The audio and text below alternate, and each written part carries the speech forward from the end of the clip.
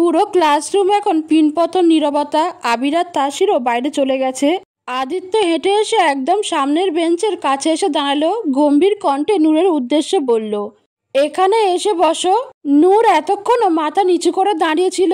ভয়ে হাত পা কাঁপছে ওর, টেনশনে কপাল বেয়ে ঘাম ঝরছে। আদিত্যর ডাকে নূর কেঁপে ওঠে। কোনো রকমে কাঁপা কাঁপা পায়ে এগিয়ে গিয়ে সামনের সিটে বসে। এতটুকু সময়ের ভিতরে একবারও মাথা উপরে তোলেনি। আদিত্য একটা চেয়ার টেনে নিয়ে নূরের সামনে ওর মুখোমুখি হয়ে বসে। নূরের এমন ভীতু অবস্থা দেখে আদিত্যের মনে মনে খুব হাসি পাচ্ছে, কিন্তু চেহারায় সেটা দেখাচ্ছে না।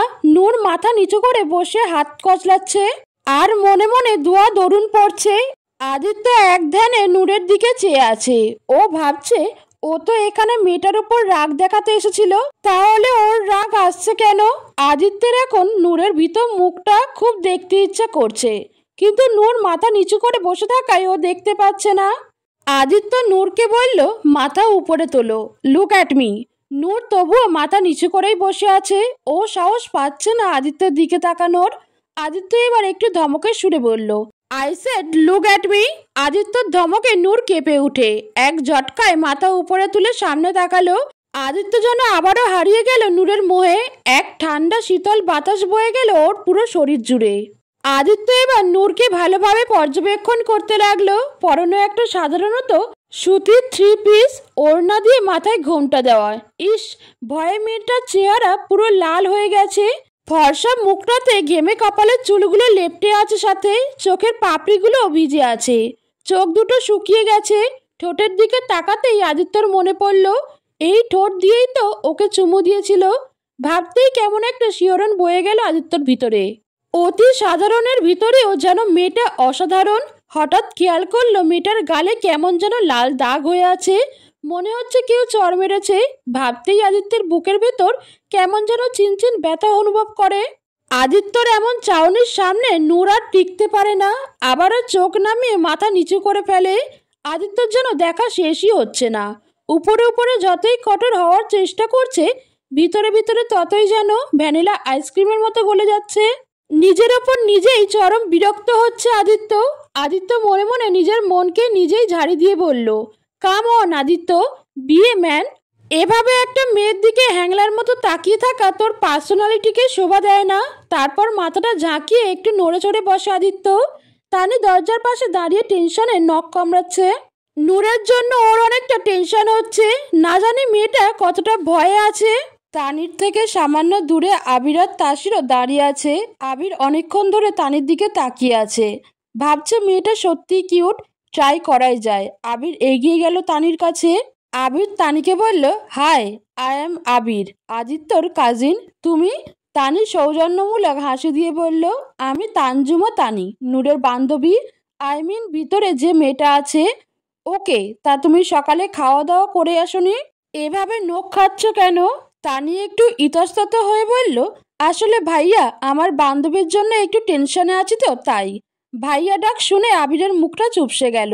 সে তানিকে বলল, তুমি জানো না, হ্যান্ডসাম ছেলেদের কখনো ভাইয়া বলতে নেই, এটা আইনত দণ্ডনীয় অপরাধ। তানি হালকা হেসে বলল, তাই নাকি? আবির হালকা হেসে বলল, অবশ্যই। আর তুমি টেনশন করো না, আদিত্য রাগী হলেও মেয়েদের সাথে কখনো খারাপ ব্যবহার বা অসম্মান করে না। তানি চোখে মুখে খুশির ঝিলিক নিয়ে বলল, সত্যি? আপনি সত্যি বলছেন? জেইন কসম? আবির ভ্রুকুচকে জিজ্ঞাসা দৃষ্টিতে তাকিয়ে বলল, জেইন? Who's Zain? তানি অবাক দৃষ্টিতে তাকিয়ে দুই গালে হাত রেখে বলল, কি, আপনি জেইনকে চেনেন না? দ্য গ্রেট জেইন ইমামকে চেনেন না? তানির এমন এক্সপ্রেশনে আবির ভ্যাপাচাকা খেয়ে গেল। মনে হচ্ছে এমন একটা প্রশ্ন করার জন্য ওর এক্ষুনি ছাদ থেকে পড়ে মারা যাওয়া উচিত। আবির জোরপূর্বক একটা হাসি দিয়ে তানির সামনে নিজের তর্জনী আঙুলের উপর বৃদ্ধা আঙুল চেপে বলল, 1 মিনিট, আমি এক্ষুনি আসছি। আবির তাসিরের কাছে এসে বলল, এই শোন না, তুই কি জেইনকে চিনিস? তাসির ভ্রুকুচকে বলল, কে জেইন? আমি কোনো জেইন ফ্রেন্ডকে চিনি না।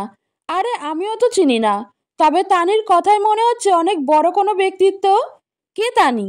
আবির চোখের ইশারায় দেখালো, আরে ওই যে ওখানে দাঁড়িয়ে আছে যে কিউট মেয়েটা, আদিত্যকে যে মেয়েটা চুমু দিয়েছে তার বান্ধবী। মেয়েটাকে আমার ভালো লাগছে দোস্ত, কথা বলতে গেছিলাম, বাট এই জেইনকে না চেনার জন্য সব ঘেটে গেল। তাসির বিরক্তির স্বরে বলল, তুই আবার শুরু করেছিস? দেখ, এটা লন্ডন না বাংলাদেশ। এখানকার মেয়েরা অনেক ইমোশনাল হয়, তোর মতো এসব টাইম পাস করে না। প্রেম করতে গেলে বিয়ে না করা পর্যন্ত ছাড়বে না। আবির বলল, আরে তুই ভুল বুঝছিস আমাকে, আমিও এসব বুঝি। আমার সত্যি মন থেকে ভালো লেগেছে মেয়েটাকে। এখন বল, এই জেইনকে কিভাবে চিনবো? আরে গুগল কবে কাজে লাগবে? গুগল সার্চ দে।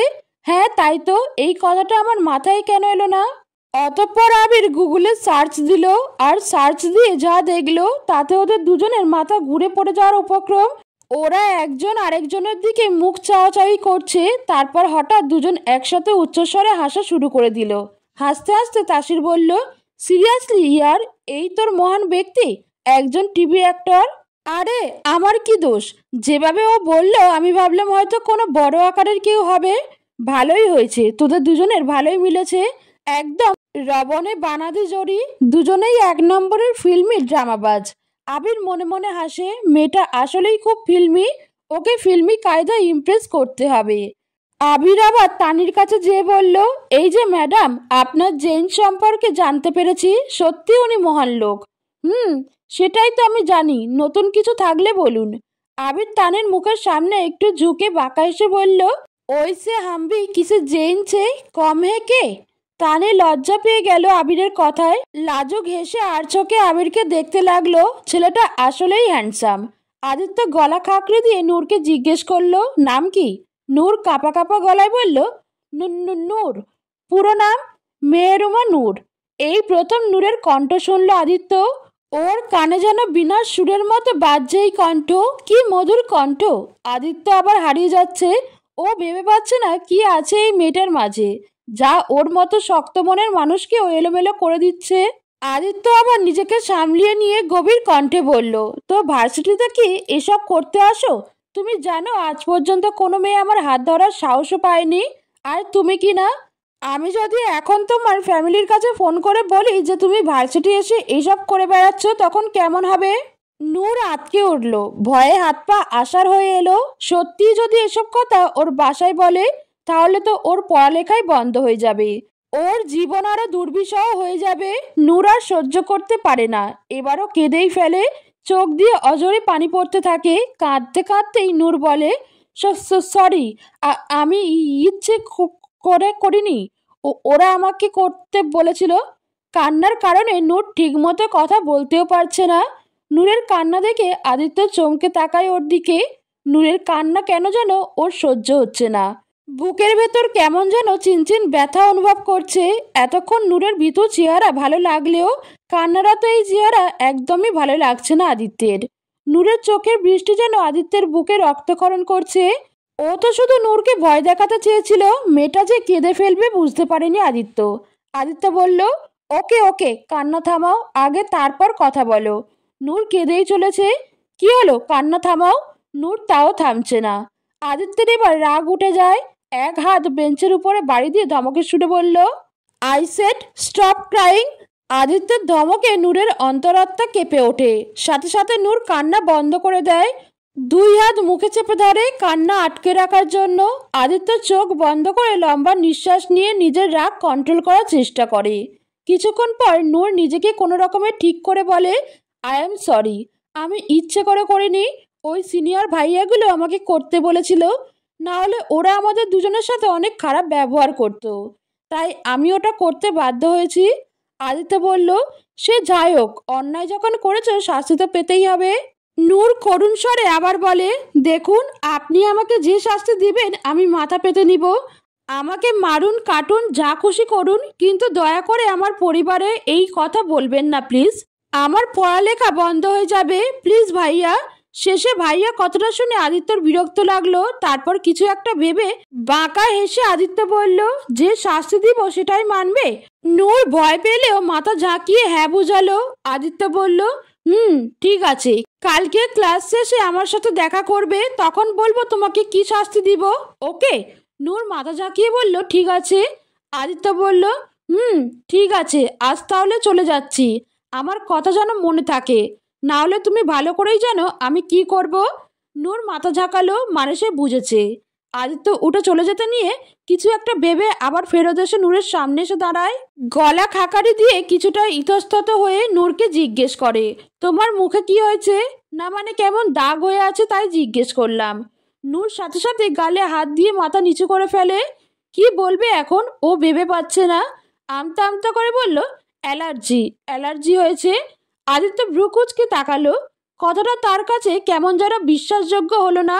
তারপরও আর কিছু না বলে চলে গেল আদিত্য চলে যেতেই নূর একটা লম্বা দম ছাড়লো। আর কিছুক্ষণ হলে নূর মনে হয় দম আটকে মরেই যেত। নূরের টেনশন হচ্ছে না জানি কাল কি শাস্তি দেয় ওকে। যদি খারাপ কিছু করতে চায় তখন? না তেমন খারাপ লোক মনে হলো না ওনাকে। একটু রাগী বেশি, তবে খারাপ কিছু মনে হলো না। আল্লাহ ভরসা, যা হয় দেখা যাবে। জীবনে তো আর কম কষ্ট সহ্য করিনি। উনিও যদি আমাকে মারতে চায় তো সহ্য করে নিব। আদিত্য বের হয়ে সোজা চলে গেল ওর ক্লাসে। তাসিরও চলে গেল। আবির ওদের যাওয়া দেখে তানিকে বলল, okay cute bye, see you later. তানিও মুচকি হেসে মাথা নাড়ালো। ওরা চলে যেতেই তানি দৌড়ে নূরের কাছে গেল। তানি নূরের পাশে বসে নূরকে দেখলো। তুই ঠিক আছিস? নূর তানির দিকে তাকিয়ে ওকে জড়িয়ে ধরে কেঁদে দিল। তানি কিছুটা ঘাবড়ে গেল। নূরকে জিজ্ঞেস করলো, এই কাঁদছিস কেন? কি হয়েছে? উনি কি তোর সাথে খারাপ কিছু করেছে? নূর মাথা ঝাঁকালো। তার মানে না। তাহলে কাঁদছিস কেন? কান্না থামা, বল আমাকে কি হয়েছে। কিছুক্ষণ পর নূর একটু স্বাভাবিক হয়ে তানিকে সবটা খুলে বলে। তানি সবটা শোনার পর একটা দীর্ঘশ্বাস ছেড়ে বলে, চিন্তা করিস না, আমি আছি তো, যা হয় দেখা যাবে। নূর মাথা ঝাঁকিয়ে সাই জানায়।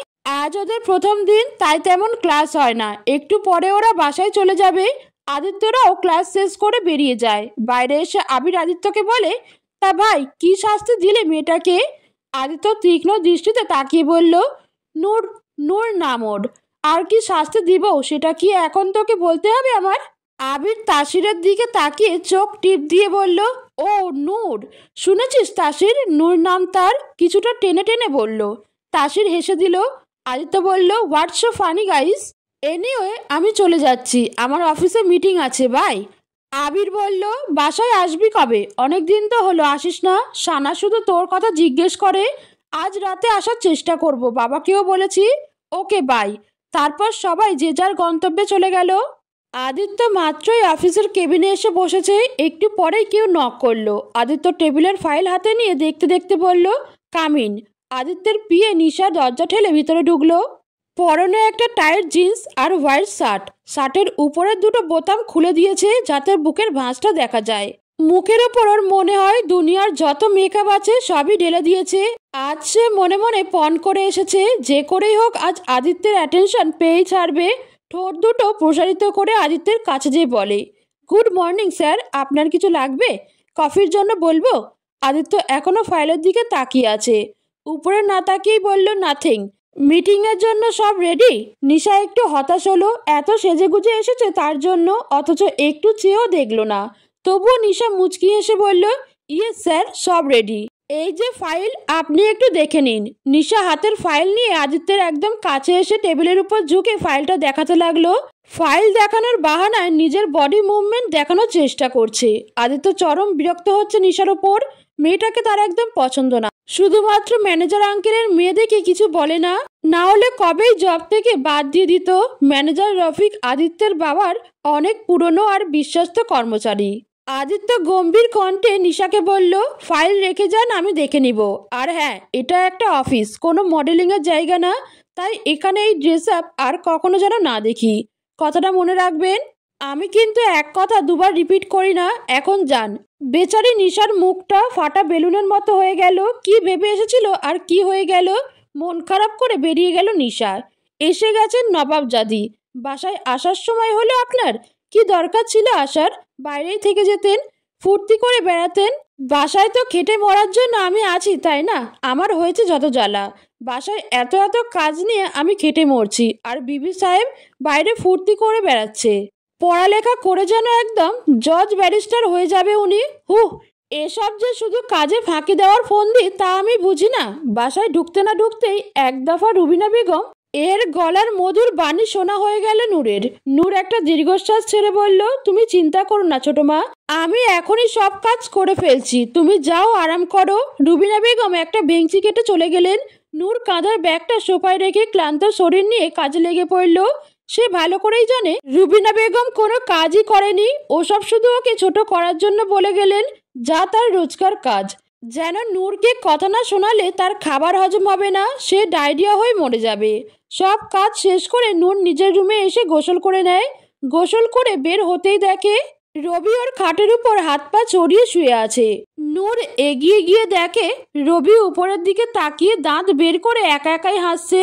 নূর ভ্রু কুঁচকে একবার উপরের দিকে তাকায়, একবার রবির দিকে, তারপর বলে, কি হয়েছে ভাই, এইভাবে হাসছিস কেন? রবি নূরের কথা শুনে লাফ দিয়ে উঠে বসে, মুখে হাসি দিয়ে বলে, ও আপু, তুমি এসে গেছো, বসো বসো। রবি নূরকে টেনে নিয়ে খাটের উপর বসালো। নূর দেখলো রবি কেমন যেন লাজুক লাজুক হাসছে। কি ব্যাপার বলতো, স্কুলে কিছু হয়েছে? রবি মাথা ঝাঁকালো, তার মানে হ্যাঁ, কি হয়েছে? আসলে আপু আমি না ইয়ে করে ফেলেছি।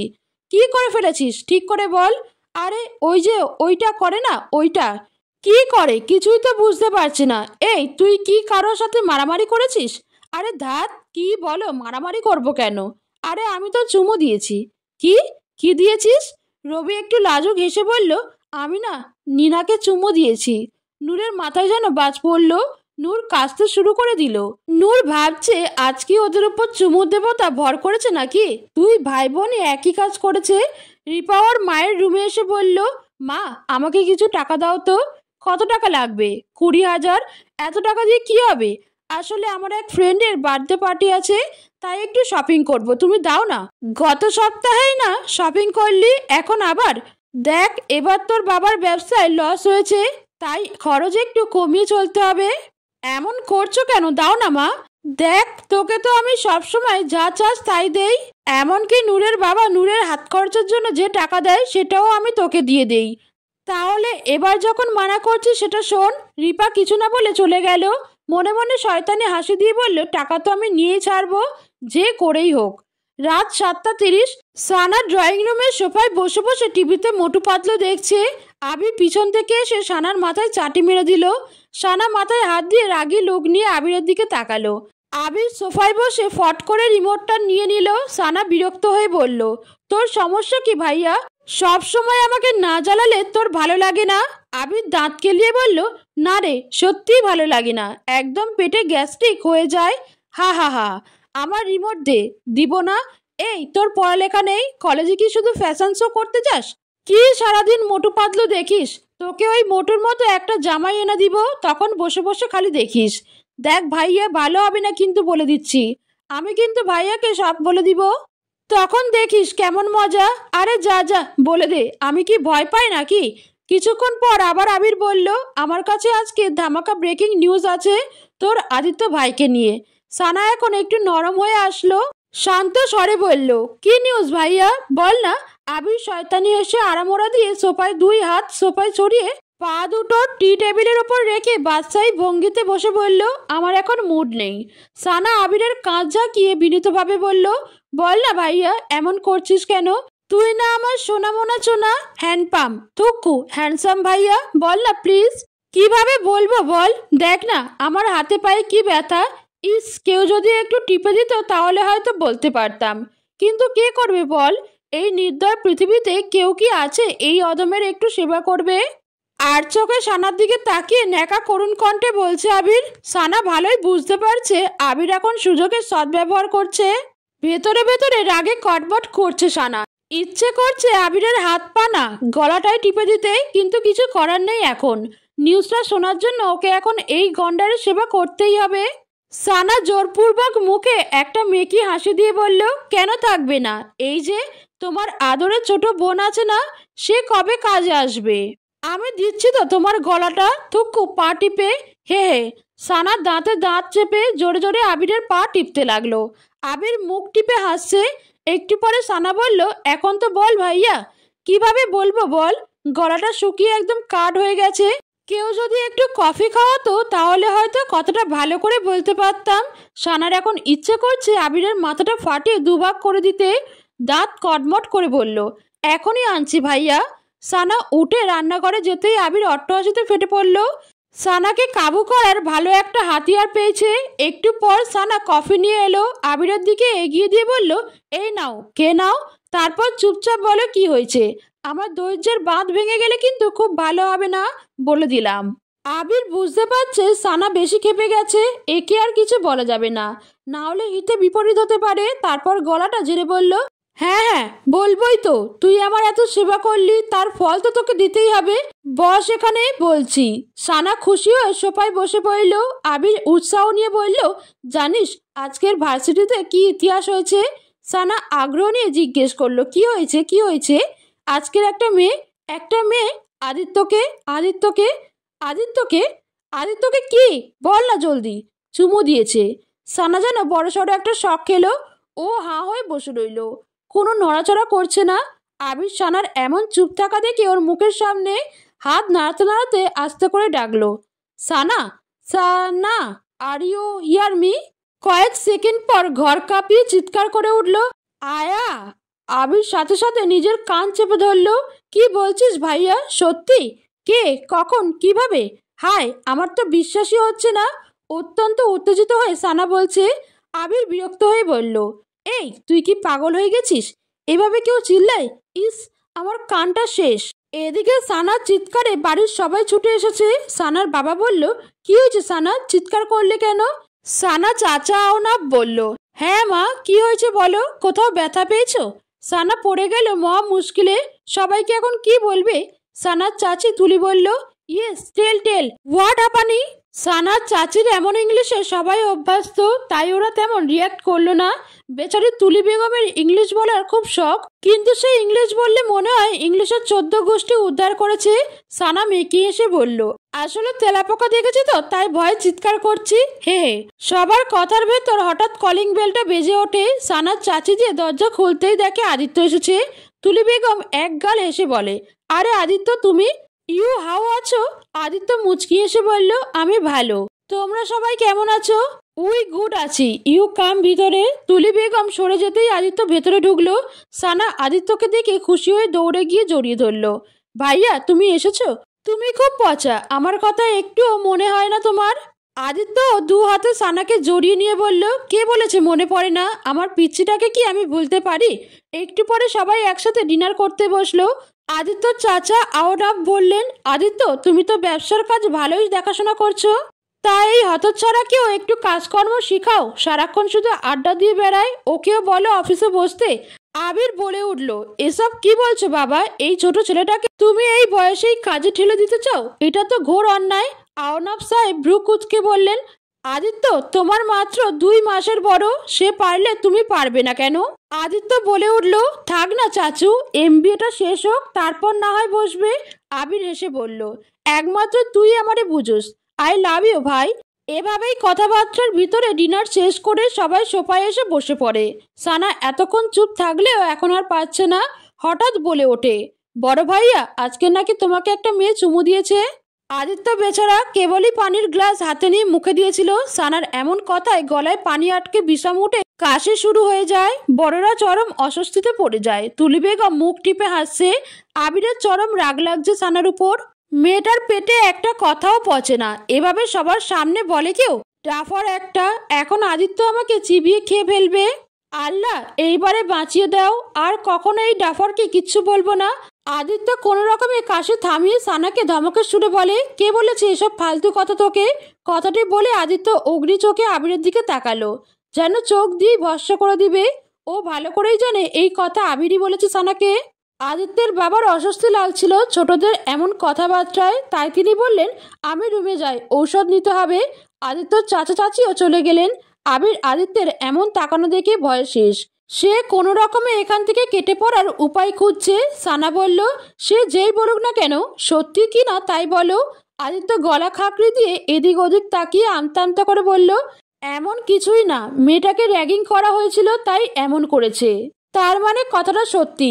ওয়াও, মেয়েটাকে দেখতে কেমন বল না? আদিত্য হালকা ধমক দিয়ে বলল, আমি কি এসব দেখে বেড়াচ্ছি নাকি? তুই যা, শুয়ে পড়, রাত অনেক হয়েছে। নূর বিছানায় শুয়ে শুয়ে ভাবছে, না জানি কালকের কি হবে, কি শাস্তি দিবে। এক কাজ করি, কাল যাবই না, তাহলে আর কিছু করতে পারবে না। কিন্তু কতদিন না যে থাকবো, এক সময় না এক সময় তো যেতেই হবে। তখন যদি শাস্তি আরো বেশি করে দেয়, আল্লাহ তুমি রাতের ভিতর উনার মাথা থেকে সব ভুলিয়ে দাও, উনার যেন কিছু মনেই না থাকে। এসব আকাশ কুসুম ভাবতে ভাবতেই একসময় নূর ঘুমিয়ে পড়ে। আদিত্য মাত্রই ফ্রেশ হয়ে এসে বিছানায় গাটা এলিয়ে দিয়েছে। চোখ দুটো বন্ধ করতেই ওর সামনে ভেসে উঠল নূরের সেই ভীতু চেহারা। আদিত্য ঝট করে চোখ খুলে উঠে বসলো, ভাবছে কি হচ্ছে এসব, নূরের চেহারা কেন দেখতে পেলাম আমি। আদিত্য মাথাটা একটু ঝাঁকিয়ে নিজেকে শান্ত করে আবার শুয়ে পড়লো এবং আবারও একই ঘটনা হলো। আদিত্য আবারও উঠে বসলো। কেমন যেন অস্থির অস্থির লাগছে ওর। বুকের বাম পাশের যন্ত্রণাটা খুব দ্রুত গতিতে বিট করছে। কি হচ্ছে কিছুই বুঝতে পারছে না। আদিত্য উঠে দাঁড়িয়ে কতক্ষণ ঘরের ভেতর পায়চারি করতে থাকে, কিছুতেই নিজেকে শান্ত করতে পারছে না। বারবার শুধু নূরের চুমু দেওয়ার কথাটাই মনে পড়ছে। আদিত্য নিজের ওপরেই চরম বিরক্ত। আজ পর্যন্ত দেশ বিদেশের কত সুন্দর সুন্দর মেয়েরা ওকে নিজের শরীর দেখিয়ে কাবু করতে চেয়েছে, অথচ কখনো তাদের দিকে ফিরেও তাকায়নি। আর আজ কিনা ও সামান্য একটা মেয়ের চুমুতেই কুপকাত হয়ে গেল।